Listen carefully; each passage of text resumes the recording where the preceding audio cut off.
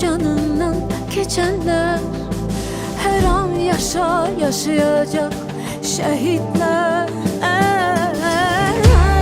Uçardım kanadım olsaydı eğer, ben kadın olsam da əsgərəm əsgər. Her zaman ben senin oduna yandım, sen ilk ünvanım, sen ilk andım. Göyde yanan ulduzlar şehitlerdi şehitler, düşen akşam sabahlar şehitlerdi şehitler. Parlak yanan çıraqlar şehitlerdi şehitler. Al yerim, yurt yerim, şehitlerdi şehitler. Göyde yanan ulduzlar şehitlerdi şehitler, düşen akşam sabahlar şehitlerdi şehitler. Parlak yanan çıraqlar şehitlerdi şehitler. Al yerim, yurt yerim, şehitlerdi şehitler.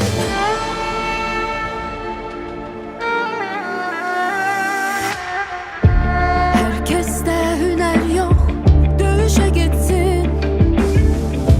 Savaşa gittiler, yiğitler erler.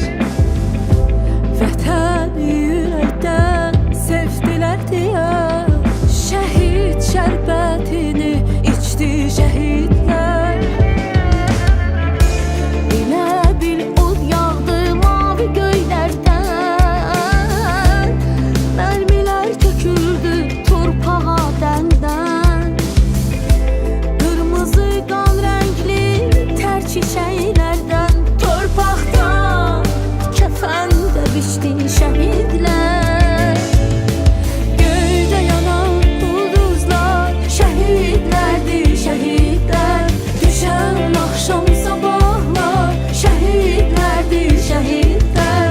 Parlak yanan çıraqlar şehitlerdi şehitler. Al yerim, yurt yerim, şehitlerdi şehitler. Arif olanım yok, sevgili canan vətəndir.